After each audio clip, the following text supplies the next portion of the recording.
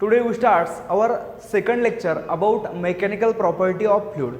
In that lectures we can see the expression about fluid. Okay, बघा मागील जे काही लेक्चर्स घेतलं होतं मी, जे काही तुम्हाला लेक्चर्स 2.1 असं मी टाकलं होतं, तर त्या लेक्चर्समध्ये काय व्हेरिएशन केलं होतं, त्या लेक्चर्समध्ये मी कोणता टॉपिक घेतला होता मी तुम्हाला एकदा नोटीस करतो. बघा त्या लेक्चर्समध्ये आपण प्रेशरची प्रॉपर डेफिनेशन सांगितली होती.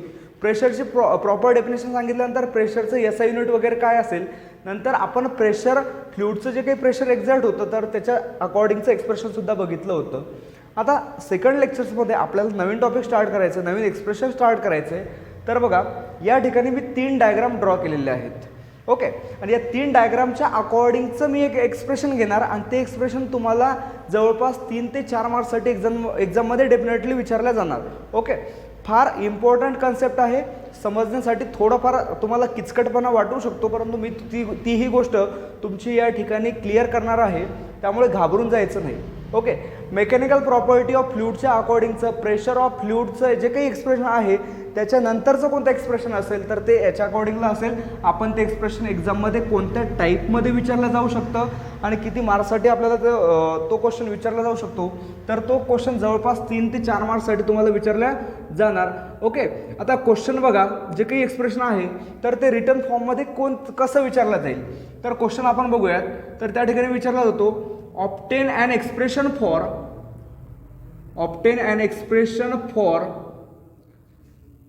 absolute pressure capital P, absolute pressure capital P at a depth small d that is below the earth surface, below the liquid surface, not earth surface, below the liquid surface, and at a height small h above the liquid surface, अशा पद्धतीचा question तुम्हाला विचारला जाऊ शकतो. बघा क्वेश्चनमध्ये सांगितलं काय आहे, मी परत एकदा सांगतोय तुम्हाला, जेव्हा केव्हा आपण एखादं क्वेश्चन विचारलेला जो काही क्वेश्चन आहे तर तो क्वेश्चन आपण समजून घेतल्यानंतर आपल्याला काय फाइंड आउट करायचं आहे, ओके, ते तुम्हाला क्लिअर होतं. तर क्वेश्चन बघूयात. Obtain an expression for absolute pressure capital P at a depth small d below the liquid surface and at a height h above the liquid surface. Okay, आपल्याला एक गोष्ट दिली, हे नक्कीच एक्सप्रेशन आहे. ओके, कुणाचं एक्सप्रेशन आहे, ॲब्सोल्यूट प्रेशरचं एक्सप्रेशन आहे. मग आता ॲब्सोल्यूट प्रेशर म्हणजेच काय नेमकं ते माहीत असणं पाहिजे. प्रेशर तर माहीत आहे किंवा फोर्स ऑन गिवन एरिया असं आपण बोलत असतो, परंतु ॲब्सोल्यूट प्रेशर म्हणजेच काय लक्षात घ्या. ॲब्सोल्यूट प्रेशरला तुम्ही टोटल प्रेशर सुद्धा म्हणू शकता. ओके, आता टोटल प्रेशर म्हणजे नेमकं काय, हा परत एक नवीन कन्सेप्ट आपल्या डोक्यासमोर आला. तर आपण असं सांगूयात, तुम्ही जो काही सिलेंडर प्लेस केला होता त्या लिक्विडमध्ये, या डायग्राममध्ये आपल्याला शो होतंय. ओके, मग डायग्राममध्ये जो काही सिलेंडर असेल तर सिलेंडर जो काही प्रेझेंट आहे तर त्या सिलेंडरच्या अकॉर्डिंगला जो काही त्याचा सरफेस एरिया आहे, ओके, त्या सरफेस एरियावर ॲक्ट होणारा फोर्स ऑन दॅट सरफेस. आणि दुसरी गोष्ट तुम्हाला असं दिसतंय, जो काही लिक्विड सरफेस तुमचा त्या ठिकाणी प्रेझेंट आहे तर त्या लिक्विड सरफेसवर सुद्धा काही ना काही प्रमाणामध्ये फोर्स एक्झर्ट होईल, म्हणजेच याला आपण ॲटमॉस्फेरिक प्रेशर आपण म्हणत असतो. आणि याच्या बिटवीनला क्रिएट होणारा प्रेशर म्हणजेच काय, force due to liquid columns म्हणणार. ओके, आणि फोर्समुळे जो काही प्रेशर एक्झर्ट होतोय तर त्याला आपण म्हणणार pressure, okay, on the liquid on the cylinder असं आपण बोलूयात. म्हणजेच काय, या सिलेंडरवर ॲक्ट होणारा प्रेशर, त्याचबरोबर या लिक्विड सरफेसवर ॲक्ट होणारा जे काही प्रेशर आहे त्याला तुम्ही ॲटमॉस्फेरिक प्रेशर असं म्हणत असता. तर त्या पूर्णतः प्रेशरच्या कॉम्बिनेशनच्या अकॉर्डिंगला तुम्ही ॲब्सोल्यूट प्रेशर म्हणू शकता. ओके, मग आता लक्षात घ्या, जेव्हा केव्हा तुम्हाला ॲब्सोल्यूट प्रेशरची जे काही तुम्हाला कन्सेप्ट कळाली तर मग ॲब्सोल्यूट प्रेशरची एक्सप्रेशन तुम्हाला फाइंड आउट करावं लागेल. परंतु लक्षात घ्या, ॲब्सोल्यूट प्रेशरचं एक्सप्रेशन आपल्याला डिफरंट पोझिशनला फाइंड आउट करायचं आहे. म्हणजेच काय, जेव्हा केव्हा आपण इमॅजिनरी सिलेंडर वेगवेगळ्या पोझिशनला प्लेस करूयात, म्हणजेच अकॉर्डिंग टू द लिक्विड, तर आपल्याला एक गोष्ट लक्षात येईल, त्या ॲब्सोल्यूट प्रेशरचा जो काही एक्सप्रेशन असेल तर त्याचे आलेलं एक्सप्रेशन आपल्याला डिफरंट मिळणार. जेव्हा केव्हा तुम्ही सिलेंडर पूर्णतः या लिक्विडमध्ये डिप केला होता तेव्हा आलेलं एक्सप्रेशन ते सुद्धा कशाच्या अकॉर्डिंगचं असणार, ॲब्सोल्यूट प्रेशरच्या अकॉर्डिंगचं, त्याची एक स्पेसिफिक व्हॅल्यू वेगळी असणार. ओके, जेव्हा केव्हा तुम्ही एखादा इमॅजिनरी सिलेंडर त्या पूर्णतः लिक्विडच्या टॉप सरफेसवर प्रेझेंट करणार तेव्हा मिळणारं तुम्हाला ॲब्सोल्यूट प्रेशर त्याची सुद्धा एखादी स्पेसिफिक व्हॅल्यू, तर ती सुद्धा याच्या कंपॅरिझनला ही कशी व्हॅल्यू मिळणार, डिफरंट व्हॅल्यू मिळणार. म्हणजेच काय, आपण असं बोलूयात, ओके, आपल्याला ॲब्सोल्यूट प्रेशर लिक्विडचं अकॉर्डिंगचं काढायचं आहे, परंतु जो काही इमॅजिनरी पार्ट त्याच्यामध्ये ॲड झालेला आहे तर इमॅजिनरी पार्ट जो काही ॲड होणार तर तो डिफरंट पोझिशनला आपल्याला प्लेस करायचा आहे. आणि डिफरंट पोझिशनला आपल्याला प्लेस केल्यानंतर काय काय व्हेरिएशन होतं, काय काय कोणकोणतं एक्सप्रेशन मिळतं. ओके, बघा ना, जेव्हा आपण एखाद्या प्रॅक्टिसमध्ये किंवा इन प्रॅक्टिसमध्ये प्रत्येक वेळी आपण जो काही तुम्ही या ठिकाणी सिलेंडर घेतला होता, आपण जो काही एखादा सबस्टन्स पाण्यामध्ये टाकणार तर तो नेहमी पाण्यामध्येच असेल असं नाही. मग एखाद्या वेळेस एव्हाना जेव्हा केव्हा तो पाण्यामध्ये असेल तर त्याच्या अकॉर्डिंगला ॲक्ट होणारा प्रेशर किती असेल, जेव्हा तो पूर्णतः सरफेसवर असेल तेव्हा किती प्रेशर असेल, अशा पद्धतीच्या वेगवेगळ्या केसेस आपल्याला या युनिट्समध्ये या लेक्चर्समध्ये बघायचं आहे. Okay, now starts the answer of that question. बघा, अशा पद्धतीत विचारलेल्या एक्सप्रेशनचं आन्सर आपल्याला करायचं असतं तेव्हा आपल्याला काही प्रमाणामध्ये डायग्रामचं पूर्णतः डिस्क्रिप्शन सांगावं लागतं. मग आता डायग्रामचं डिस्क्रिप्शन सांगावं लागतं तर त्याच्या अगोदर मला एक गोष्ट लक्षात येते, ॲब्सोल्यूट प्रेशर म्हटलं होतं. ॲब्सोल्यूट प्रेशर म्हणजेच ही काय कन्सेप्ट आहे तर ती मला बघायची आहे. तर मी याला टोटल प्रेशर म्हटलं होतं, मग मी ती टोटल प्रेशरची कन्सेप्ट मला समजली, परंतु नेमकं प्रेशर म्हणजे काय तर ती गोष्ट माहीत करून घेणे आवश्यक आहे. लक्षात घ्या, जेव्हा केव्हा एखादा सरफेस दिसतोय तुम्हाला, दिलेल्या सरफेसवर एखादा फोर्स ॲक्ट होतोय तर त्या सरफेसवर आपल्याला प्रेशर मिळणार. ओके, त्याला आपण म्हणणार प्रेशर ऑन दॅट सरफेस असं आपण बोलत असतो. मग according to our diagrams we can see that there is a imaginary cylinder which having their own surface area and the liquid having also their own surface area and they create some pressure on it. Okay, and that the combination of the two pressure we call as atmosphere absolute pressure. त्याला तुम्ही absolute pressure म्हणू शकता. Okay, आता एकदा आपल्याला lower जेव्हा at depth बघायचं आणि एकदा ॲट हाईटला एक्सप्रेशन बघायचं आहे. तर बघू, डायग्रामचं एक्सप्लेनेशन आपल्याला करायचं तर सिम्पल डायग्रामचं एक्सप्लेनेशन आपण असं करणार. Let us consider a tank. ही काय घेतलेली आहे, tank. Let us consider a tank which is fill with liquid having their density rho. जे काही तुम्ही त्या टँकमध्ये वॉटर फिलअप केलेलं आहे तर त्या फिलअप झालेल्या वॉटरची काही ना काही डेन्सिटी असणार. Okay, then suppose a imaginary cylinder having their horizontal uniform cross sectional area that is capital A by possessing some height small h inside that liquid as shown in all the figures. Okay, हे आपण explanation डायग्रामच्या अकॉर्डिंगचं केलेलं आहे.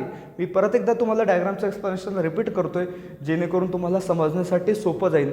बघा बाळांनो, एखादी गोष्ट जेव्हा आपल्याला किचकट वाटते तेव्हा एकच गोष्ट आपण परत जर का केली तर ती गोष्ट नक्कीच काय होते, इझी होत जाते. पहिल्या वेळेस केली तर ती थोडी इझी होते, दुसऱ्या वेळेस केली तर अजून इझी होते, तिसऱ्या वेळेस केली तर अजून इझी होते. म्हणजेच काय तर आपण याचं पुन्हा एकदा मी तुम्हाला एक्सप्लेनेशन सांगतो. म्हणजेच एक्सप्लेनेशन तुम्हाला सांगितल्यानंतर ती गोष्ट क्लिअर होईल आणि गोष्ट नेमकं कुणाच्या अकॉर्डिंगचं आहे, कुणावर प्रेशर एक्झर्ट होतं, कोण फोर्स क्रिएट करतो. ओके, हा टोटल फिनॉमिना तुम्हाला समजेल. ओके, बघा, let us consider a tank which is fill with liquid having their density rho. बघा, लिक्विडची काय असते, डेन्सिटी असते. Okay, then suppose a imaginary cylinder having horizontal cross sectional area capital A by possessing some height small h, okay, totally inside the liquid as shown in all our diagrams किंवा as shown in all our figures असं सुद्धा आपण बोलू शकतो. Clear आहे, clear बोललो. आता बघा, याच्यानंतरची कन्सेप्ट काय, याच्यानंतर काय दिसतं तुम्हाला, डायग्राम बोलले का तुम्ही. जेव्हा केव्हा हा जो काही सिलेंडर आहे तर त्या सिलेंडरची हाईट किती दिलेली आहे, स्मॉल एच एवढी दिलेली आहे. परंतु हाईट जी काय आहे तर ती हाईट दोन कॉन्स्टिट्यूएंटमध्ये डिवाइड केलेली आहे. एक कॉन्स्टिट्यूएंट आहे तुमचं H1 आणि दुसरं आहे H2. म्हणजे जेव्हा केव्हा तुम्ही H1 मायनस H2 करणार तर तुम्हाला हाईट मिळणार. ओके, परंतु पूर्णतः लिक्विड जेव्हा तुमचा पूर्णतः सॉलिड सिलेंडर लिक्विड सिलेंडर जेव्हा त्या लिक्विडमध्ये इमर्ज झालेला असतो त्या ठिकाणी टॉपवर असलेला जो काही हाईटचा पोर्शन आहे, हाईटचा कॉन्स्टिट्यूएंट आहे, तर तो नेहमी ग्रेटर असतो as compare to lower constituent of the height. Okay, म्हणजेच काय आपण असं सांगूयात H1 हा जो काही लोअर अप्पर कॉन्स्टिट्यूएंट आहे हाईटचा, तर तो नेहमी काय असणार, ग्रेटर असणार कोणापेक्षा, H2 पेक्षा. कारण नेहमी लक्षात घ्या, ही जी काही डायग्राम दिसते, ओके, या डायग्रामवर तुम्हाला एक गोष्ट क्लिअर होत असेल. हा डायग्रामचा या सिलेंडरचा हा बॉटम पार्ट आहे आणि हा टॉप पार्ट आहे. तर जेव्हा बॉटम पार्टपासून तुम्हाला हाईट मोजल्या जाते, नेहमी हाईट कुठून मोजल्या जाते, बॉटम पार्टपासून टॉपची. म्हणजेच काय, वर किती हाईट आहे आणि खाली किती, म्हणजे H1 मायनस H2, म्हणजेच ही व्हॅल्यू नेहमी पॉझिटिव्ह असेल तर आपण असं सांगू शकतो दोनही जे काही कंपोनंट दिसतात, कॉन्स्टिट्यूएंट दिसतात हाईटचे, तर टोटली कसे आहेत, लिक्विडमध्ये इमर्ज आहेत. आपल्याला त्याच्याशी काही एवढं घेणं देणं नाही. सिम्पली आपल्याला नेहमी लक्षात ठेवायचं, जो काही तुमचा हाईट ही कन्सेप्ट आहे तर ती दोन कॉन्स्टिट्यूएंटमध्ये डिवाइड झालेली असते, H1 आणि H2. मग नेहमी H1 जो काही आहे हा कॉन्स्टिट्यूएंट हाईटचा, तर तो ऑलवेज ग्रेटर असतो as compared to bottom constituent of height. Clear आहे? ओके, इथे सुद्धा बोललो. आता एक गोष्ट लक्षात येत असेल बाळांनो, बघा, हा जो काही तुम्हाला अप्पर पार्ट दिसतोय, अप्पर पार्ट जो काही दिसतोय, तर या अप्पर पार्टवर काहीतरी प्रेशर दिसतंय तुम्हाला. याला तुम्ही P1 प्रेशर म्हटलेलं आहे. हा लोअर पार्ट जो काही दिसतोय तुम्हाला लिक्विड सिलेंडरचा, तर त्याच्यावर ॲक्ट होणारा प्रेशर दिसतंय तुम्हाला, त्याला नाव दिलेलं आहे तुम्ही P2 प्रेशर. ओके, आता P1 प्रेशर हा अप्पर पार्टला दिसतो, P2 प्रेशर हे लोअर पार्टला दिसतं. मग हे P1 प्रेशर अप्पर पार्टलाच का घेतलं, P2 प्रेशर लोअर पार्टलाच का घेतलं, लक्षात घ्या. हा जो काही सिलेंडर आहे, सिलेंडरचा युनिफॉर्म क्रॉस सेक्शनल एरिया म्हणजे सरफेस एरिया किंवा एक तर बिलकुल बॉटमला. मग जेव्हा पूर्णतः सरफेस एरिया टॉपला मिळतोय तर आपण या ठिकाणी काय सांगणार, तर त्याच्या अकॉर्डिंगला काही ना काही प्रेशर क्रिएट होईल. ओके, जेव्हा केव्हा बॉटमला असेल तेव्हा सुद्धा काही ना काही प्रेशर क्रिएट होईल असं आपण बोलतोय. ओके, क्लिअर आहे, लक्षात घ्या. मग समोर आपण याचं डिस्क्रिप्शन सांगत असताना, या एक्सप्लेनेशन करत असताना आपल्याला एक गोष्ट दिसते, P1 and P2 be the pressure. Okay, P1 and P2 be the pressure. कुणाचं प्रेशर असणार, लिक्विडचं प्रेशर असणार. Okay, P1 and P2 be the pressure of liquid acting on the position किंवा acting on the point that is H1 and H2. H1 and H2, H1 आणि H2 या हाईटच्या पॉईंटला P1 आणि P2 हे pressure काय झालेले आहेत, ॲड झालेले आहेत. Okay, but whenever our total liquid cylinder which is emerge in that liquid, then at that condition this cylinder experiences there are 3 types of forces on it. बघा, जेव्हा केव्हा तुम्ही एखादा सॉलिड लिक्विड सिलेंडर घेतलेला आहे, तर तो लिक्विड सिलेंडर जेव्हा तुम्ही त्या पाण्यामध्ये डिमर्ज करता, तर तो सिलेंडर काही ना काही फोर्स स्वतःवर एक्झर्ट झालेले आहेत असा फील करतो. म्हणजेच काय, याच्यावर कमीत कमी 3 फोर्सेस ॲक्ट झालेले असतात. ओके, मग आता फर्स्टली फोर्स जो काही असणार त्याला फर्स्ट फोर्सला आपण F1 फोर्स म्हणणार. आणि F1 हा जो काही फोर्स दिसतोय हा फोर्स ॲक्ट झालेला आहे अप्पर पार्टला. हे जे काही सिलेंडर दिसतंय या सिलेंडरच्या अप्पर पार्टला ॲक्ट होणारा फोर्स कोणता आहे, F1 फोर्स. ओके, सिलेंडरच्या लोअर पार्टवर ॲक्ट होणारा फोर्स कोणता असणार, तर तो असणार F2 फोर्स. प्रत्येक डायग्राममध्ये तेच, सिलेंडरच्या अप्पर पार्टवर ॲक्ट होणारा फोर्स F1, सिलेंडरच्या लोअर पार्टपासून ॲक्ट होणारा फोर्स तुमचा F2 फोर्स. क्लिअर आहे? या डायग्राममध्ये सुद्धा आपण तेच सांगणार, F1 फोर्स आणि दुसरा फोर्स कोणता, तर F2 फोर्स. क्लिअर आहे? Okay, there are 2 force acting on that cylinder. तर लक्षात येत असेल, दोनही ॲक्ट होणारा जे काही फोर्स आहे त्या फोर्सची डायरेक्शन कशी आहे, अपोजिट आहे. बघा, फर्स्ट फोर्स कोणता सांगितला, F1 be the force, F1 be the force acting on the upper part of a liquid cylinder, clear, which lies along vertically downward, then another force that is F2 be the force, हा second force दिसतोय. Okay, acting कुठे झालेला आहे, on the lower part of the cylinder, which lies along vertically upward. Clear.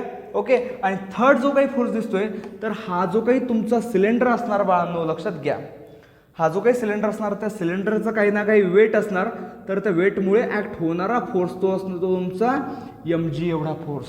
Okay. The force due to weight of a cylinder that is mg. Okay.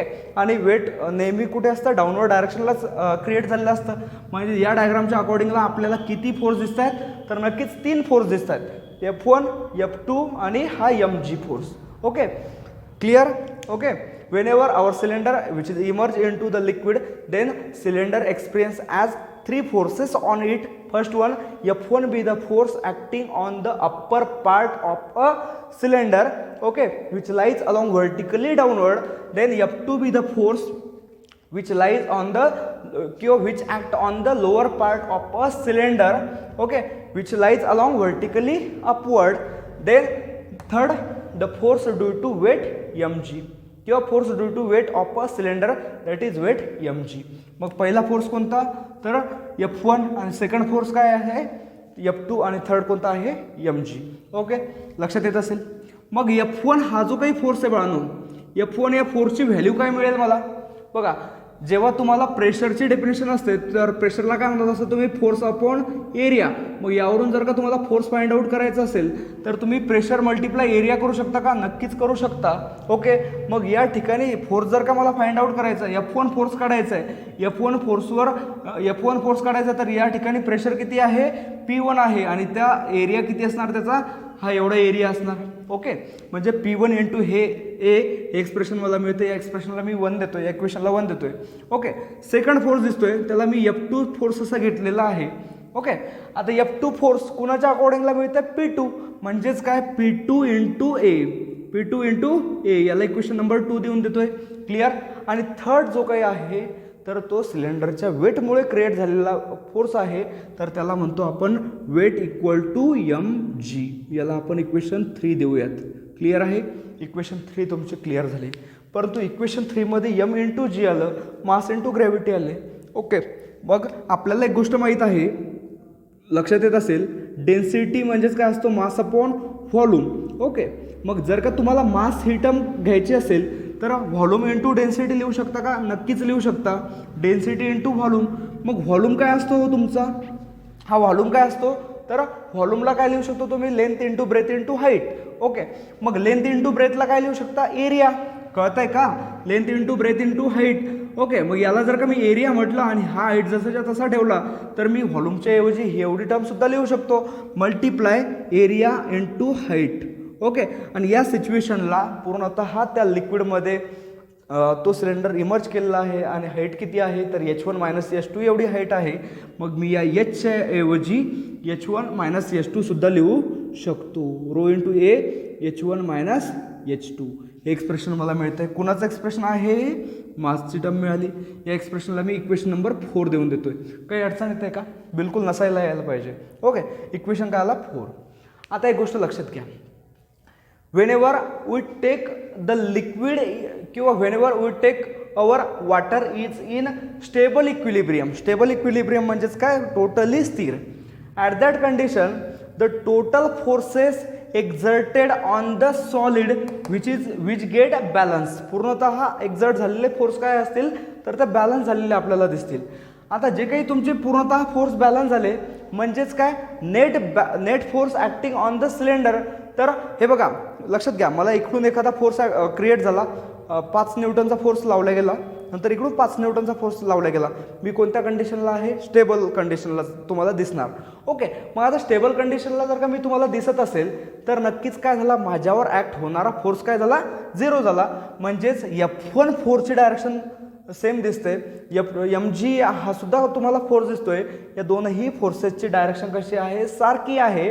मग दोनही फोर्सची direction सारखी असेल तर यांचं कॉम्बिनेशन मी करू शकतो, प्लस साईन यांच्या दोघांच्या बिटवीनला दाखवू शकतो. परंतु हा जो काही तुमचा अनदर थर्ड फोर्स आहे तर हा फोर्स अपोजिट डायरेक्शन शो करतो, म्हणजेच नक्कीच आपण त्याला निगेटिव्ह साईनने शो करू शकतो. आणि सर्वतः वॉटर स्टेबल झालेलं आहे, त्यामुळे हे जे काही तीनही फोर्सेस आहेत तर हे कसे आहेत, स्टेबल आहेत. ओके, म्हणजे स्थिर झालेले आहेत, म्हणजेच आपल्याला बॅलन्स झालेलं आहे. म्हणजे आपल्याला कोणताही फोर्स त्या लिक्विडच्या अकॉर्डिंगला किंवा त्या सिलेंडरवर आहे असं आपण बोलू शकत नाही. ओके, बघा पहिला फोर्स कोणता, F1 प्लस mg का घेतोय, तर या फोर्सची आणि या फोर्सची डायरेक्शन कशी आहे, सारखी आहे. ओके, थर्ड फोर्स कोणता आहे तुमचा, F2, डायरेक्शन सेम आहे का, नाही, म्हणजे साईन कोणता घ्यावं लागेल, मायनस, इक्वल टू काय, 0 का घेतोय, तर तो बॅलन्स झाला. क्लिअर. आता हा -F2 जर का मी तिकडे नेतोय तर काय मिळेल expression, F2 equal to F1 plus mg. Expression मिळालं. एक्सप्रेशनला मी इक्वेशन नंबर 5 देऊन देतो. ओके, आता F2 equal to F1 plus mg जर या एक्सप्रेशनमध्ये लक्षात घ्या, याला इक्वेशन तुम्ही 5 म्हटलं तरी चालेल, लक्षात येते. आता या एक्सप्रेशनमध्ये जर का F2 ची व्हॅल्यू आहे का, आहे, माझ्याकडे आहे. F1 ची व्हॅल्यू सुद्धा आहे. नंतर त्याचबरोबर मासची क्वांटिटी सुद्धा आलेली आहे. ग्रॅव्हिटी कॉन्स्टंट असतो, त्यामुळे ही व्हॅल्यू चेंज करू शकत नाही. Okay, from above equation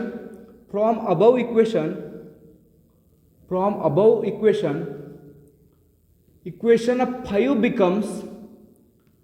5 becomes आपलं इक्वेशन 5 कसं चेंज होतंय बघा. आपल्याला F2 च्या ऐवजी काय लिहायचं आहे, P2 इंटू ए. क्लिअर आहे. ओके, F1 च्या ऐवजी काय आहे, P1 इंटू ए प्लस यम च्या ऐवजी काय लिहावं लागेल, रो इंटू ए, ब्रॅकेटमध्ये आहे H1 minus H2. Clear. Okay, नंतर हा जी जसाच्या तसा तुमचा. क्लिअर आहे. या ठिकाणी ए दिसतोय, या ठिकाणी परत ए आहे आणि या ठिकाणी सुद्धा काय आहे, ए आहे. म्हणजे एरिया त्या प्रत्येक भागामध्ये तुम्हाला दिसतोय. तर जर का आपण या पूर्णतः इक्वेशनला एने जर का डिवाइड केलं तर ए काय होईल, कॅन्सल होईल. So divide above equation by A, तर काय मिळेल आपल्याला, P2 equal to P1 plus rho, ब्रॅकेटमध्ये आहे तुमचा H1 मायनस H2 आणि इकडे कोण मिळणार, जी. ओके, एक्सप्रेशन मिळालं. या एक्सप्रेशनला आपण इक्वेशन नंबर 6 देऊन देऊया. Okay, equation number 6. Proper equation किती आले तुमचे, 6 इक्वेशन आतापर्यंत आले. आता आपल्याला जे काही तुमचं ॲब्सोल्यूट प्रेशर आहे तर ते एकदा ॲट डेप्थ घ्यायचं आहे. ओके, मग आता मी इथे केस फर्स्ट म्हणून घेतोय, लक्षात घ्या. या ठिकाणी काय घेतो, केस फर्स्ट. आता केस फर्स्टला काय करायचं आपल्याला, परत लक्षात घ्या. केस फर्स्ट म्हणजेच कोणती असणार तुमची, ही असणार. याला तुम्ही केस 1 म्हणणार. ओके, आणि सेकंड केस कोणती असणार, तर ही केस सेकंड असणार. क्लिअर. बघा, केस फर्स्टमध्ये तुम्हाला पूर्णतः तुमचा जो काही लिक्विड सिलेंडर आहे त्याचा अप्पर पार्ट कुठे घेतलेला आहे, लिक्विड सरफेसवर. ओके, केस फर्स्टमध्ये आपण असं सांगणार, when we kept the upper part of cylinder at the liquid surface म्हणजेच काय मिळणार, तर आपल्याला डेप्थचं एक्सप्रेशन मिळणार. ओके, सो आता हा जो काही लक्षात घ्या, इथून जी काही कन्सेप्ट आहे ती समजण्यासाठी थोडीशी क्लिष्ट आहे. आता तुम्हाला एक गोष्ट लक्षात येत असेल, आता या केसवर हा P1 आहे आणि हा P2 आहे. ओके, अप्पर पार्ट जो काही सिलेंडरचा आहे त्या अप्पर पार्टवर ॲक्ट होणारं प्रेशर कोणतं आहे, P1 आहे. मग बाळांनो लक्षात येत असेल, हे जे काही प्रेशर आहे अप्पर पार्ट जो काही सिलेंडरचा दिसतोय तर त्या अप्पर पार्टवर ॲटमॉस्फेरिक प्रेशर असेल का, कारण बघा ना या ठिकाणी ॲटमॉस्फेरिक प्रेशर असेल का, नक्कीच त्याच्या अकॉर्डिंगला काय असेल, ॲटमॉस्फेरिक प्रेशर असेल. मग फ्रॉम डायग्राम लक्षात घ्या, from figure we return as, आपल्याला एक गोष्ट दिसते, या P1 या प्रेशरला आपण ॲटमॉस्फेरिक प्रेशर P0 सुद्धा लिहू शकतो. ओके, P1 च्या ऐवजी काय लिहिणार, P0 लिहिणार, कारण काय आहे, P1 वर कोण क्रिएट झालेला आहे, ॲटमॉस्फेरिक प्रेशर. नंतर हा जो काही तुमचं सेकंड P2 आहे तर हा सेकंड P2 तुम्हाला काय दिसतोय, पूर्णतः लिक्विडमध्ये इमर्ज झालेला आहे, म्हणजेच ॲब्सोल्यूट प्रेशर आपल्याला या ठिकाणी मिळणार. ओके, P2 च्या ऐवजी काय लिहू शकतो आपण, P डिनोट करू शकतो. आणि हा जो काही P आहे तर हा कोण असणार, ॲब्सोल्यूट प्रेशर असणार. क्लिअर. ओके, बघा या ठिकाणी हा जो काही H1 आहे, हाईट ॲट अप्पर पार्ट, तर अप्पर पार्टवर जी काही हाईट प्रेझेंट असणार बाळांनो तर अप्पर पार्टवर प्रेझेंट असणारी हाईट आपल्याला कशी दिसते, पूर्णतः कुठे आहे, सरफेसवर आहे. मग ही हाईट जेव्हा केव्हा त्या हाईटचे दोन त्या सरफेसवर आपल्याला क्रिएट होतात तर तेव्हा ती हाईट पूर्णतः 0 झालेली असते. मग सरफेसवर क्रिएट होणारी हाईट कोण आहे, H1. मग H1 ही हाईट काय होणार, नेहमीसाठी 0 होऊन जाणार. मग आपल्याकडे हाईटचं एक्सप्रेशन होतं आहे. हाईटचं एक्सप्रेशन काय होतं तुमच्याकडे, H1 - H2 = H. मग याच्यातला 0 कोण झाला तर H 0 झाला, म्हणजे H1 0 झाला. मग H1 0 झाला तर उरलं कोण, -H2. मग हा मायनस जर का मी तिकडे पाठवतोय तर -H = काय असेल, H2 असेल. ओके, म्हणजेच H2च्या ऐवजी आपण काय लिहू शकतो, -H लिहू शकतो, किंवा -Hच्या ऐवजी आपण मायनस डेप्थ सुद्धा दाखवू शकतो. Okay, negative depth. क्लिअर आहे. फिगरवरून आपल्याला हे कॉन्स्टिट्यूट मिळालेलं आहे. मग आपण इक्वेशन 6 मध्ये जर का जाणार तर इक्वेशन 6 बिकम, आपलं इक्वेशन 6 कसं तयार होतं लक्षात घ्या. क्लिअर होतंय का. ओके, इक्वेशन 6 कसं तयार होतं बघा. P1च्या ऐवजी कोण लिहायचं, P0. P2च्या ऐवजी काय लिहावं लागेल, P. Okay, therefore P = okay, नंतर P1च्या ऐवजी कोण आहे, P0 प्लस रो जसाच्या तसा. नंतर ब्रॅकेटमध्ये कोण आहे, H1 - H2. ओके, कोण 0 झाला होता, H1 काय आहे, 0 झालेला आहे. मायनस H2 किती आहे, -D, म्हणजे हा काय झाला, +D या ठिकाणी झाला. क्लिअर. आणि बाहेर कोण उरला, केवळ G उरलेला आहे. म्हणजेच काय एक्सप्रेशन काय मिळतं तर P0 + D(ρg). P0 + D(ρg). म्हणजे एक्सप्रेशन काय मिळालं, P = P0 + D(ρg). ओके, याला इक्वेशन नंबर तुम्ही 7 देऊ शकता. आणि इक्वेशन 7 आपल्याला ॲब्सोल्यूट प्रेशरचं एक्सप्रेशन शो करतंय. Okay, clear. At a depth D below the earth surface, sorry below the liquid surface. Okay, हे झालं तुमचं केस फर्स्ट. आता केस सेकंड. केस सेकंड काय आहे लक्षात घ्या. पूर्णतः हे समजलं असेल, मी खोडणार. आता आपल्याला केस सेकंड बघायची आहे. क्लिअर आहे. ओके, सो केस सेकंड आपण बघूयात. केस सेकंडमध्ये आपल्याला काय सांगितलेलं बघा. आपल्याला केस सेकंड काय करायचं आहे तर at a height above the liquid surface, काहीतरी हाईटवर, म्हणजे लिक्विड सरफेसच्या काहीतरी हाईटवर आपल्याला ॲब्सोल्यूट प्रेशरचं एक्सप्रेशन फाइंड आउट करायचं आहे. मग आपण कसं एक्सप्रेशन फाइंड आउट करू लक्षात घ्या. वेन द सिलेंडर किंवा व्हेन द अप्पर पार्ट, आपण असं बोलूयात, when the upper part, sorry lower part बोलूयात, कारण हा कोणता पार्ट आहे, लोअर पार्ट. हा कोणता पार्ट आहे, अप्पर पार्ट. मग लोअर पार्ट कुठे आहे तर लिक्विड सरफेसवर. मग when the lower part of the cylinder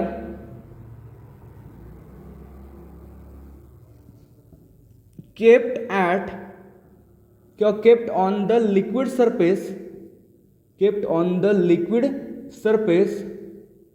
okay, कुठे ठेवलं आपण, kept on the liquid surface.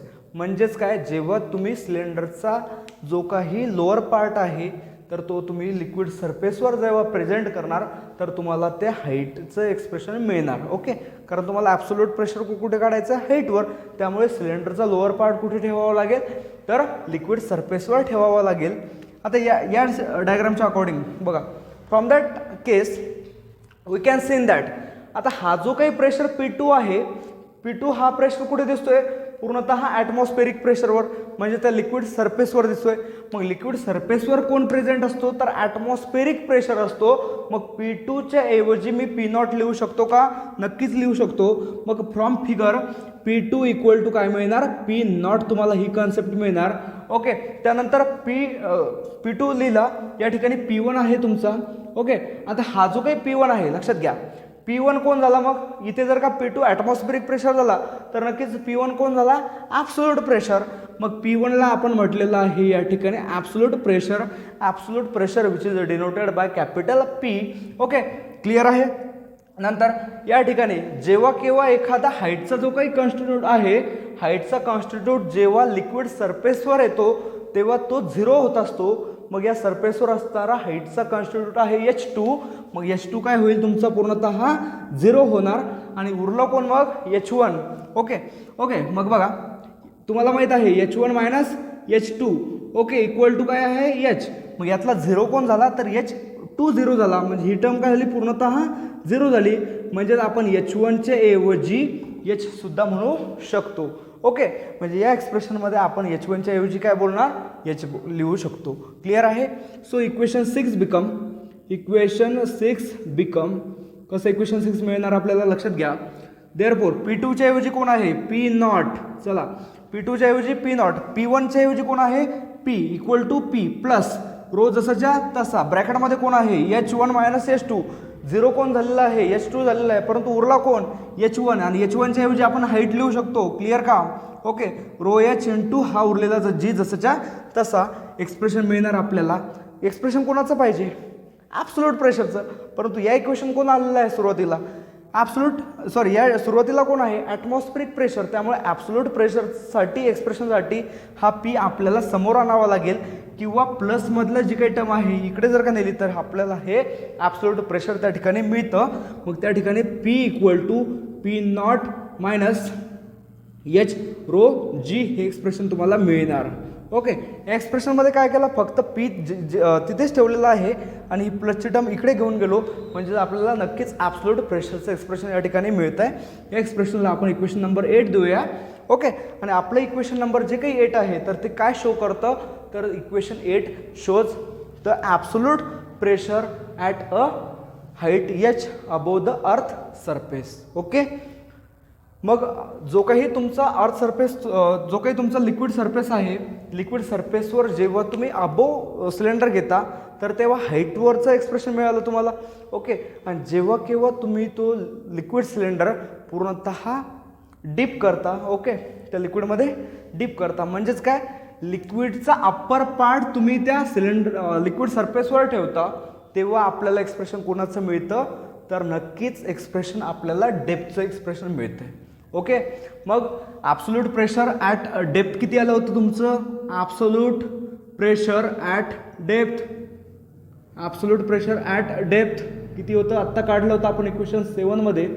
Okay, तर ते किती होतं P equal to P naught plus D rho G. Okay, आणि आत्ता हे जे काही एक्सप्रेशन आलेलं आहे तर हे काय आहे ॲब्सोल्यूट प्रेशरचं एक्सप्रेशन आहे. कुणावरचं ॲब्सोल्यूट प्रेशरचं एक्सप्रेशन आहे तर नक्कीच ॲब्सोल्यूट प्रेशर आहे at height above the earth surface. Okay, above the earth surface किती आलेलं आहे ते P equal to P naught minus H rho G. Okay, हे एक्सप्रेशन तुम्हाला आलेलं आहे. जे काही एक्सप्रेशन आहे पूर्णतः एक्सप्रेशन हे जवळपास 3 किंवा 4 मार्क्ससाठी तुम्हाला एक्झामला विचारलं जाऊ शकतं. खूप सिंपल एक्सप्रेशन आहे. मुलं गोंधळ या ठिकाणी करतात जेव्हा केव्हा आपला लिक्विड सिलेंडर पूर्णतः लिक्विडमध्ये इमर्ज केला तेव्हा अप्पर पार्ट सिलेंडरचा तो कोणती प्रॉपर्टी शो करतो, लोअर पार्ट सिलेंडरच्या कोणती प्रॉपर्टी शो करतो, तर ते तुम्हाला या ठिकाणी केसमध्ये मुलांना या ठिकाणी किचकट जात आहे. त्यामुळे आपण हा व्हिडिओ तुम्हाला स्पेशल या ठिकाणी बनवलेला आहे. तर बघा हे एक्सप्रेशन पूर्णतः एंड झालेलं आहे. ओके, आता प्रश्न आला किंवा अजून एखादा प्रश्न असा आहे गेज प्रेशर कुणाला म्हणत असतात, कशाला gauge pressure. Okay, GAUGE gauge pressure. Gauge pressure म्हणजे काय. ओके, क्लिअर आहे लक्षात घ्या. गेज प्रेशर जेव्हा केव्हा तुमचा लिक्विड सिलेंडर पूर्णतः लिक्विडमध्ये इमर्ज आहे. ओके, मग इमर्ज झालेला तुमचा लिक्विड सिलेंडर काही ना काही एक्सेस प्रेशर कन्सिडर करतो किंवा एक्सेस प्रेशर तो एक्सपिरियन्स करतो तर त्या एक्सेस प्रेशरला तुम्ही गेज प्रेशर म्हणत असता. ओके, मग ॲट अ डेप्थ जेव्हा केव्हा ॲट अ डेप्थ घेतोय आपण तर तेव्हा तुम्हाला प्रेशरचं एक्सप्रेशन काय मिळालं तर ते मिळालं P equal to P naught plus D rho G असं एक्सप्रेशन मिळालं किंवा डेप्थला मिळालं. ओके ओके, बघा गेज प्रेशर तुम्हाला डेप्थलाच मिळणार कारण हाईटला मिळणार काय एक्सेस प्रेशर हाईटला मिळू शकत नाही. एक्सेस प्रेशर केव्हा मिळणार तुम्हाला डेप्थला जेव्हा तुम्ही असेल तेव्हाच. कारण काय होतं लिक्विड कॉलमचं प्रेशर तर अकॉर्डिंग असणारच आणि त्याचबरोबर तुमचा जो काही सिलेंडर आहे त्याच्या वेटच्या अकॉर्डिंगसुद्धा प्रेशर मॅक्झिमम मिळेल. त्यामुळे एक्सेस प्रेशर हे नेहमी या बॉटमलाच मिळत असतं, हाईटला कधीच मिळत नसतं. ओके, आणि त्याच एक्सेस प्रेशरला तुम्ही गेज प्रेशर म्हणू शकता. म्हणून आपण या ठिकाणी एक्सप्रेशन कुणाचं घेतलेलं आहे ॲट अ डेप्थचं एक्सप्रेशन घेतलेलं आहे. ओके, तर एक्सप्रेशन काय होतं ते P equal to P naught D rho G आपण काढलं सुद्धा होतं. ओके, बघा हे या प्रेशरला काय म्हणता तुम्ही ॲटमॉस्फेरिक प्रेशर, या प्रेशरला काय म्हणता तुम्ही ॲब्सोल्यूट प्रेशर. ओके, आता या डायग्रामच्या अकॉर्डिंग आपल्याला एक गोष्ट या एक्सप्रेशनच्या अकॉर्डिंग आपल्याला एक गोष्ट क्लिअर होते, ती म्हणजे अशी, जे काही तुमचा ॲब्सोल्यूट प्रेशर आहे, absolute pressure which is more than atmospheric pressure. बघा ना, हा जो काही ॲब्सोल्यूट प्रेशर आहे तर हा ॲब्सोल्यूट प्रेशर कुणापेक्षा जास्त आहे, ॲटमॉस्फेरिक प्रेशरपेक्षा. म्हणजेच काय ॲटमॉस्फेरिक प्रेशरपेक्षा जास्त का आहे, कारण या ठिकाणी ॲब्सोल्यूट प्रेशर हे ॲटमॉस्फेरिक प्रेशर आणि नंतरचा तुमचा हा कंपोनंट याच्यापासून क्रिएट झालेला आहे. ओके, त्यामुळे जो काही एक्सेस प्रेशर आपल्याला मिळणार, तर एक्सेस प्रेशर जर का फाइंड आउट करायचं असेल तर P minus P naught equal to D rho G असं बोलून आपण हे एक्सेस प्रेशर शो करू शकतो. ओके, एक्सेस प्रेशर म्हणजेच काय, शिल्लकचं प्रेशर. ओके, माझ्याकडे 50 होते, ओके तुमच्याकडे 100 आहेत, मग शिल्लक किती उरले, तर सपोज आपण असं बोलूयात, तर ते एक्झाम्पल मी तुम्हाला देत नाही. माझ्याकडे 50 रुपीज होते, नंतर त्यातले मी 40 खर्च केले. ओके, नंतर तुमच्याकडे सुद्धा 50 रुपीज होते, तुम्ही सुद्धा 40 खर्च केले, तर उरले किती 20, मग ते झाले एक्सेस, शिल्लक उरली तेवढी. मग या ठिकाणी काय आहे, तर आपण जर का एक्झाम्पल घेतलं, ते जस्ट एक्झाम्पल होतं. हा जो काही तुमचा पूर्णतः सिलेंडर जेव्हा ॲब्सोल्यूट प्रेशर मेंटेन करतो, तर ॲब्सोल्यूट प्रेशर हे त्या ॲटमॉस्फेरिक प्रेशरपेक्षा कसं असतं, जास्त असतं. मग ॲटमॉस्फेरिक प्रेशरपेक्षा जास्त आणि ॲब्सोल्यूट प्रेशरपेक्षा कमी, तर मिळणारा प्रेशर आपल्याला हे गेज प्रेशर मिळत असतं. ओके, मग बघा ना, जेव्हा तुम्ही एखादं लिक्विड घेतलेलं आहे आणि ते लिक्विड पूर्णतः त्या सरफेसवर प्लेस केलं, किंवा लिक्विड जे काही घेतलेलं आहे, तर लिक्विड तुम्ही एखाद्या बिकरमध्ये घेतलं, तर त्या लिक्विडचं काही ना काही सरफेस मिळतो. त्या सरफेसवर तुम्हाला ॲटमॉस्फेरिक प्रेशर मिळतं आणि त्या ॲटमॉस्फेरिक प्रेशर जे काही असेल त्याच्यापेक्षा त्या लिक्विडमध्ये क्रिएट होणारा जो काही ॲब्सोल्यूट, ओके, अशा पद्धतीत आपले हे गेज प्रेशर तुम्ही त्याला सांगू शकता. गेज प्रेशरचे डेफिनेशन जर का करायची असेल तर सिम्पली आपण कसं सांगणार, द ॲब्सोल्यूट प्रेशर किंवा the difference between absolute pressure and atmospheric pressure which gives you the excessive pressure. That excessive pressure we called as gauge pressure. In that lecture we stop here. तुम्हाला जर का हे जे काही expression आहे या एक्सप्रेशनबद्दल काही अडचणी आल्या असतील, कळालं नसेल किंवा समजलं नाही सर आम्हाला हे, तर तुम्ही मला कॉन्टॅक्ट करू शकता. ओके, आणि व्हिडिओ जर का आवडला असेल, माझं टीचिंग जर का तुम्हाला आवडत असेल, समजत असेल एक्सप्लेनेशन माझं, तर तुम्ही नक्कीच चॅनल आपलं प्राईम फिजिक्स हब हे सबस्क्राईब करू शकता, लाईक करू शकता आणि शेअर करू शकता. धन्यवाद.